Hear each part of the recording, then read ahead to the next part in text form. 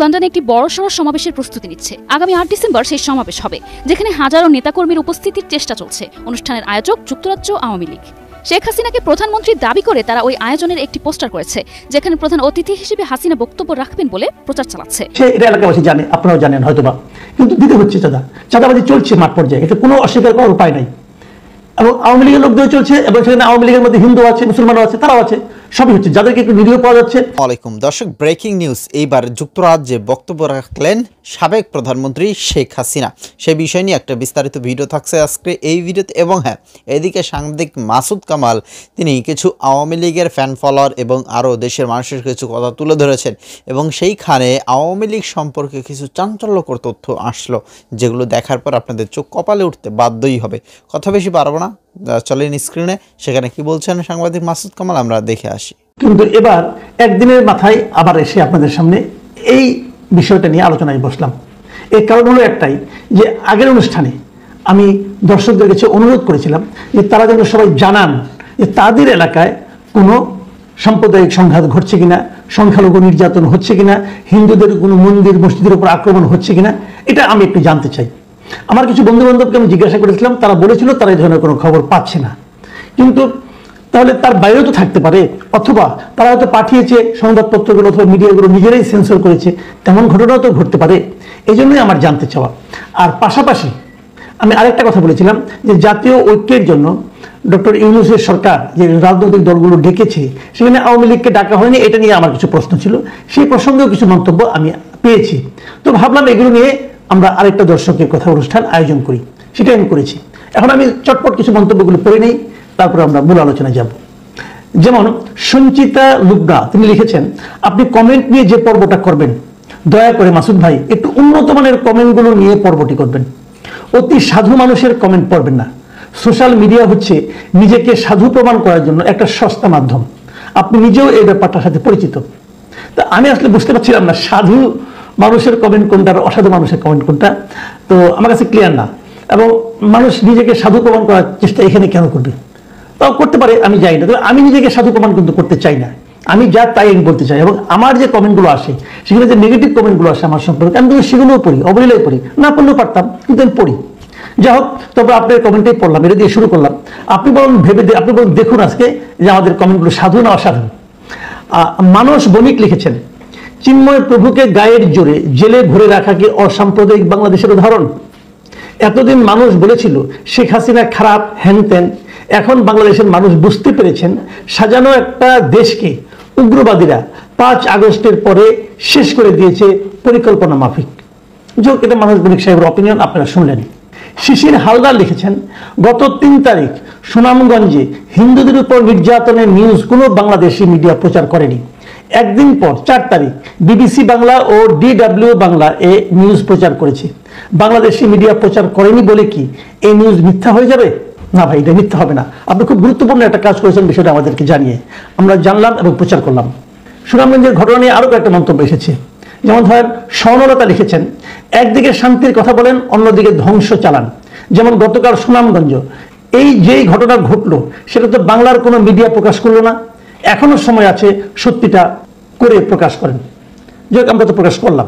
Hasan C Chowdhury হবে হয়তো, তিনি লিখেছেন, আপনার যুক্তিগুলো ভালো লাগে, বাংলাদেশের প্রেক্ষাপট বুঝতে সহজ হয়, তবে এই ভিডিওটির মধ্যে একটি ভুল বার্তা গ্রহণ করেছেন আপনার বন্ধুদের কাছ থেকে, যে তারা কোথাও হিন্দুদের প্রতি হামলা লুটপাট হলে তারা ছাপত, অর্থাৎ হচ্ছে না।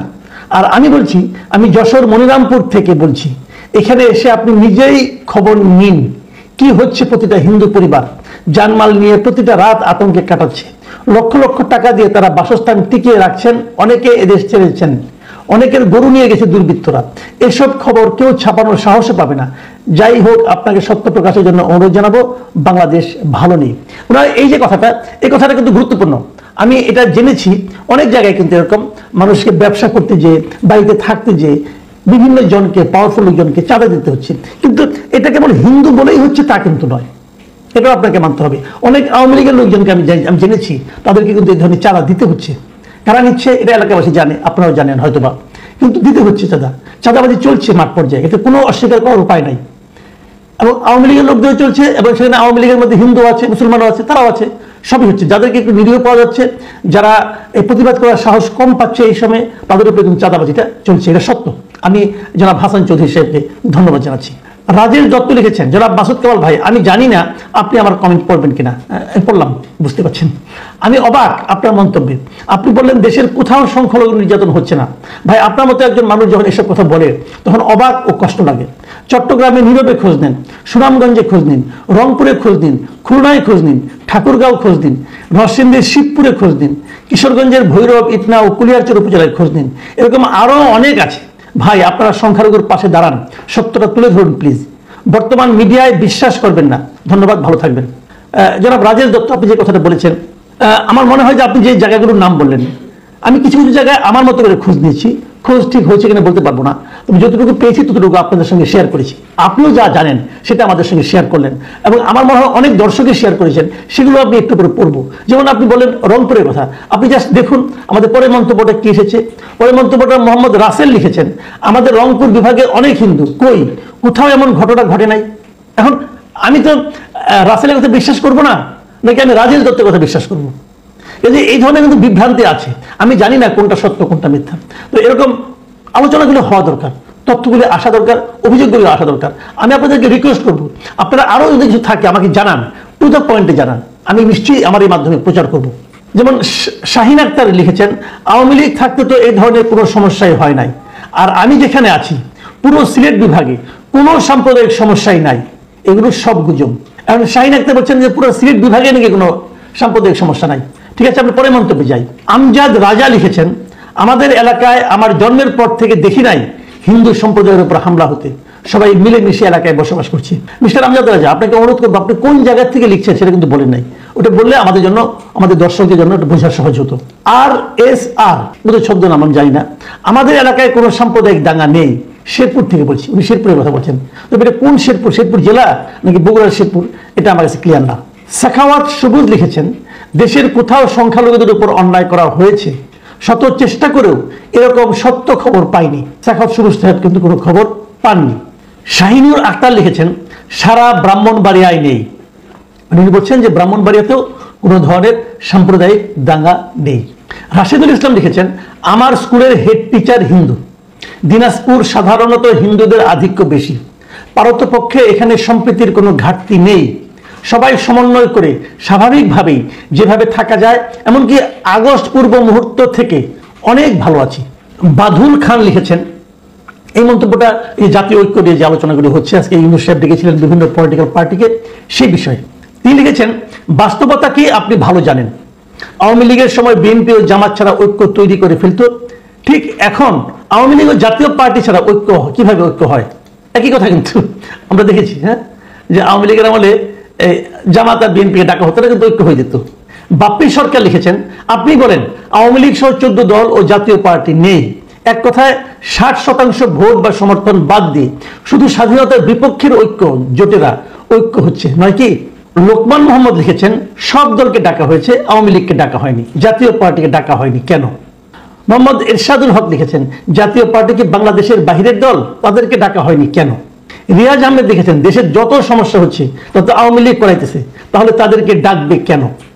জামান নূর লিখেছেন, ভাই আপনি যৌক্তিক প্রশ্ন তুলেছেন, আওয়ামী লীগ হয়তো মামলার কারণে আলোচনা বা সভায় যোগ দিতে পারছে না, কিন্তু তারা তো অনলাইনে তাদের অবস্থান ব্যক্ত করতে পারে। কেন তারা দেশের মানুষের সাথে নেই? কেন তারা ভারতের অন্যায় অভিযোগের প্রতিবাদ করছে না? তারা আসলে এই দেশকে নয়, ভারতকে তাদের পাশে চায়, ওরা দেশদ্রোহী। এবং এখানে কয়েকটা প্রসঙ্গ এসেছি, সেটা হলো জাতীয় ঐক্য করবেন। তো আমি তো এখানে জাতীয় পার্টির নামটা কেন নিই? জাতীয় পার্টি কেন রাখবেন না আপনি? আপনি যদি জাতীয় পার্টিকে বাদ দেন, আওয়ামী লীগকে বাদ দেন, আওয়ামী লীগের সঙ্গে যে 14 দলীয় জোট ছিল সবাইকে বাদ দেন, এদের তো লোক অনেক, কয়েক কোটি লোক আছে এদের সমর্থক। এখন এদেরকে বাদ দিয়ে আপনি জাতীয় ঐক্য কিভাবে করবেন? ওরা কি জাতির অংশ না?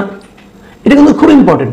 আপনি ওদের ডাকতেন, না আসলে তখন বলতে পারতেন ডেকেছিলাম, আসেনি, কিন্তু এটা কিভাবে সম্ভব? আমি কিন্তু এটা কোনো উত্তর পাই না খুঁজে। আবার এখানে আরেকজন যিনি লিখেছেন সর্বশেষ, যেটা আমিও বলেছিলাম, যে হ্যাঁ আওয়ামী লীগকে ডাকেনি, ঠিক আছে, তাই বলে কি আওয়ামী লীগের কোনো দায় দায়িত্ব নাই?